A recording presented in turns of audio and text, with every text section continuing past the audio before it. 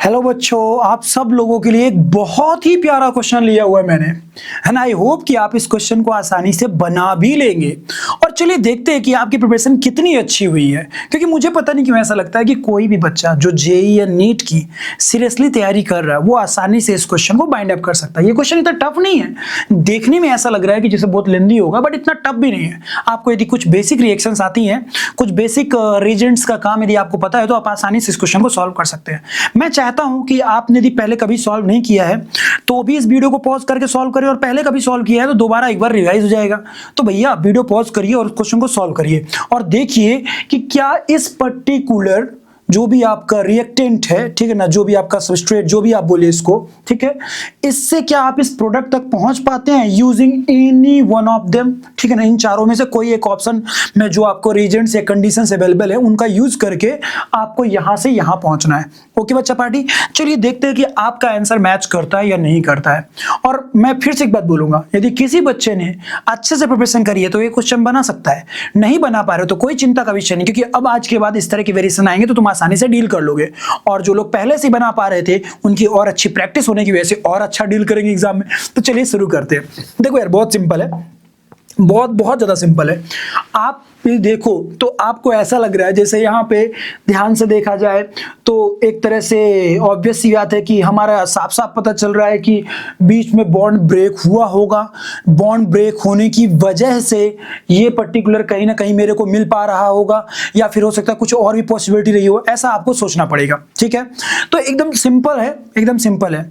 एक एक करके हम देखते हैं। यदि यहां पे जाते हैं आप लोग, ठीक है ना, तो ओजोनोलिसिस और बस एसिडिक मीडियम, इससे तो मुझे ये प्रोडक्ट मिलता हुआ नहीं दिखाई दे रहा, एकदम सिंपल टर्म से बात करें तो, ठीक है ना। यदि यहां भी बात करें तो HBr टर्सरी ब्यूटाइल जो है आपका, ठीक है ना, इन सब के बेसिस पे मेरे को वो प्रोडक्ट तो नहीं दिखाई दे रहा, क्योंकि O3 जो है वो खुद आपका एक तरह से देखा है तो ऑक्सीडेशन कराएगा। फिर KMnO4 वो भी ऑक्सीडाइजिंग एजेंट है, तो ऑक्सीडेशन के बाद ऑक्सीडेशन फर्दर तो मुझे तो नहीं लगता कि रिड्यूस होकर के यहां पहुंच पाएंगे। मतलब यदि कोई ऑक्सीडाइज कर रहा है तो फिर कोई रिड्यूस करने वाला भी तो मिलना चाहिए ना, है ना। जैसे ओजोनोलिसिस हो रहा है तो ओजोनोलिसिस की वजह से हम सब जानते हैं कि कीटोन का फॉर्मेशन हो सकता है ना। और यदि कीटोन का फॉर्मेशन हो गया तो उसको रिड्यूस करके दोबारा लाना पड़ेगा ना भाई, अदरवाइज बात फंस जाएगी। तो मुझे ये समझ में आ गया कि ये भी पॉसिबिलिटी नहीं है, ठीक है। उसी तरह यदि हम यहां पे बात करें तो यहां भी मेरे को सही नहीं लग रहा, क्योंकि KMnO4 यदि कोल्ड आप लेते हो तो हम सब जानते हैं ग्लाइकॉल का फॉर्मेशन होता है ना। और ग्लाइकॉल के फॉर्मेशन के बाद मुझे नहीं लग रहा कि आप इस प्रोडक्ट तक पहुंच पाओगे, है ना। और ऑब्वियस बात है, बॉन्ड रप्चरिंग का इनमें कोई भी ऐसा इवेंट नहीं दिखाई दे रहा चौथे वाले ऑप्शन में। तो चलिए बी वाला ऑप्शन है जिसको हम पकड़ के देखते हैं कि क्या हम वहां तक पहुंच सकते हैं नहीं। तो सबसे पहले हमारा HBr से हाइड्रोहैलोजिनेशन का केस हो जाएगा।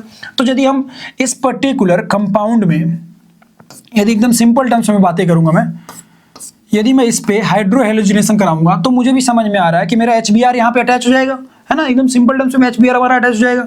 तो पहले हमारा कौन अटैक करेगा? पहले हमारा H+ अटैक करेगा। तो H+ ऐसी जगह अटैक करेगा जिससे कि जो हमारा कार्बोकेटायन बने वो एक तरह से देखा है तो स्टेबल हो, मतलब सेकेंडरी, है ना, सॉरी टर्सरी होना चाहिए।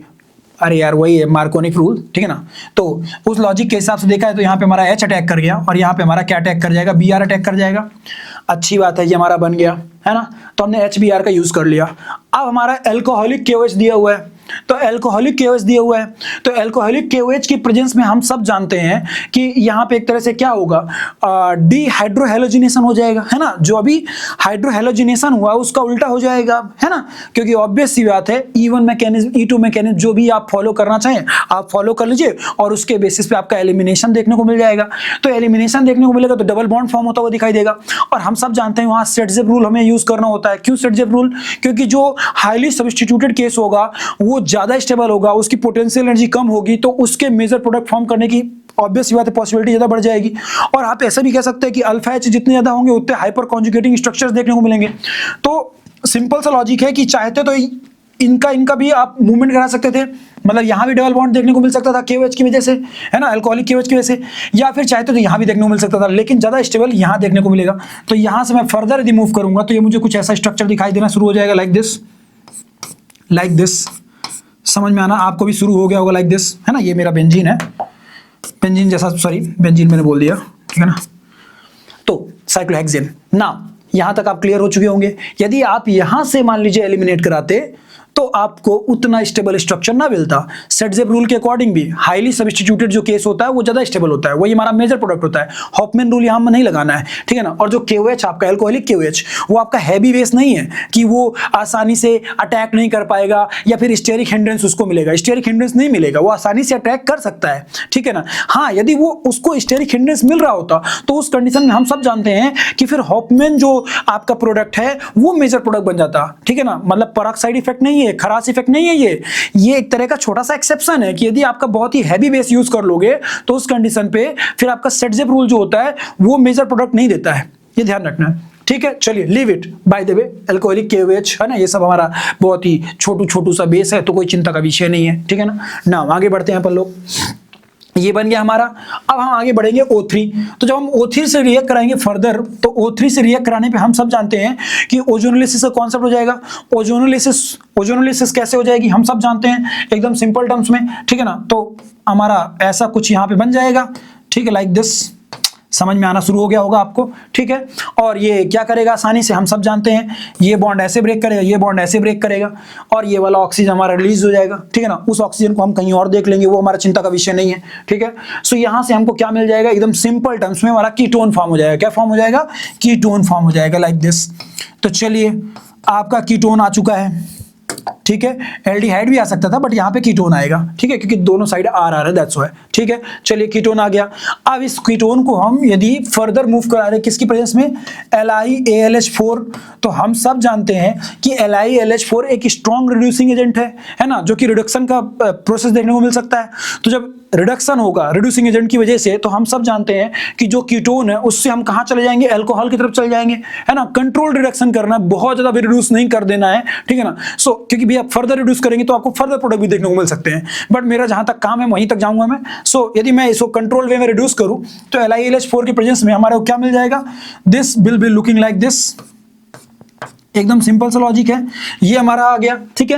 अब यदि मैं इसको एसिडिक मीडियम से पास कराता हूं और साथ में हीट करता हूं, मतलब वही वाला केस हो गया, कंसंट्रेटेड H2SO4 ले लिया या फिर आपका कोई दूसरा आपने एसिड ले लिया जो कि बहुत ही ज्यादा स्ट्रॉन्ग एसिड है ना, तो उस कंडीशन में हम सब जानते हैं डिहाइड्रेशन हो जाता है, ठीक है ना। डिहाइड्रेशन कैसे होता है, वो भी सेटजेप रूल को ही कंडीशन फुलफिल करानी पड़ती है ना।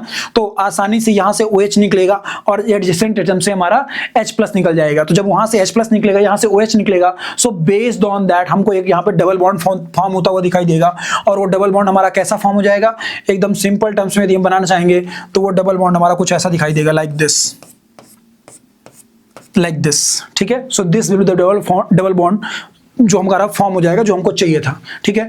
क्या देखो, हम यहां से चले थे, क्या हम यहां पहुंच गए हैं, यस, हम आसानी से पहुंच गए हैं। हमें जहां से चलना था और जहां पहुंचना था हमने पूरा अचीव कर लिया है आफ्टर यूजिंग मल्टीपल स्टेप्स, ठीक है। तो एक तरह से ये चेन रिएक्शन का केस हो गया, ठीक है ना। चेन रिएक्शन मत बोलिए वर्ड, आप ये बोल दीजिए सक्सेसिव स्टेप्स वाला केस हो गया, ठीक है ना, जहां पे मल्टीपल रीजेंट्स, मल्टीपल कंडीशंस से गुजर रहा प्रोडक्ट, है ना, और फिर वो फर्दर सब्स्टिट्यूट मतलब नेक्स्ट प्रोडक्ट में कन्वर्ट होता जा रहा है, ठीक है। सो आपको जो फाइनल प्रोडक्ट है आपका वो ये फॉर्म होता हुआ दिखाई दे रहा है with the help of these condition. So B is the answer, clear है। सो कोई भी कन्वर्जन आए आप उसको आसानी से डील कर सकते हैं यदि आपको यह पता हो कि आपको क्या चाहिए, आपको क्या नहीं चाहिए। मैंने जैसे यहां पकड़ा ना कि यदि यहां पे मैं ले लेता हूं O3 और KMnO4, तो भैया ये तो फिर ऑक्सीडाइज भी और ऑक्सीडाइज हो रहा है, मेरे को तो रिड्यूस करके लास्ट में वहां लौटना पड़ेगा ना भाई, क्योंकि भैया यहां पे ध्यान से देखो तो कोई भी ऑक्सीजन अवेलेबल नहीं है ना। और ओजोनोलिसिस की वजह से हम सब जानते हैं कि कीटोन तो फॉर्म हो ही जाता है ना, क्योंकि O3 है वहां पे, ऑब्वियस सी बात है। तो वो ऑप्शन नहीं हो सकता। ऐसे ही आपको चेक करना पड़ेगा एग्जाम हॉल के अंदर, आपको कंडीशन से एग्जैक्ट याद होनी चाहिए। और मैं आपको ओपनली एक बात बोलता हूं, कोई ऐसा रॉकेट साइंस नहीं है जिसकी मदद से आप इसको सॉल्व कर पाते। कोई रट्टा नहीं मारना है, बस प्रैक्टिस करनी है, मल्टीपल टाइम्स क्वेश्चंस को रिपीट करना है, डिस्कस करना है। यार ये बताओ, मैंने IIT क्वालिफाई करी थी आज से करीब 11 साल पहले, ठीक है, तो तुम समझ सकते होगे, और मैं प्रॉपर फिजिक्स का टीचर रहा हूं और मैं आज भी फिजिक्स पढ़ाता हूं JEE एडवांस की। बट यदि मैं केमिस्ट्री के वेरिएशंस को अच्छे से डील कर सकता हूं तो आप तो मेरे से ज्यादा अच्छे से डील कर सकते हैं, क्योंकि मुझे ऐसा लगता है कि आपकी प्रैक्टिस ज्यादा है। जिसकी प्रैक्टिस ज्यादा होती है वो ज्यादा अच्छे कन्वर्जेंस कर सकता है। सो इतना चिंता का विषय नहीं है, आप आसानी से कर सकते हैं। एंड आई होप कि आपका आंसर सही भी आया होगा। तो बच्चा party, this is all for this video अच्छा लगा तो वीडियो को लाइक करना, चैनल पर नए हो तो अभी कभी सब्सक्राइब कर लेना भाई, क्योंकि हर दिन कुछ ना कुछ नया तगड़ा वेरिएशन ला के देता हूं जो कि आपको सीखने को मिलता है। और मतलब आप आसानी से उनको करते हैं तो आप कोई भी एग्जाम में किसी भी तरह का वेरिएशन डील कर सकते हैं, ठीक है। और सबसे इंपॉर्टेंट, डिस्क्रिप्शन में मैं अपना व्हाट्सअप नंबर ऐड किए दे रहा हूं, तो यदि किसी बच्चे को डाउट होगा आप मुझे आसानी से क्वेश्चन पूछ सकते हैं। ओके बच्चा पार्टी, उस पर्टिकुलर व्हाट्सअप नंबर को यूज करिए, अपना डाउट भेजिए, I will answer you. I hope कि आपको वीडियो अच्छा लगा हो तो वीडियो को लाइक करिएगा। Thank you, take care.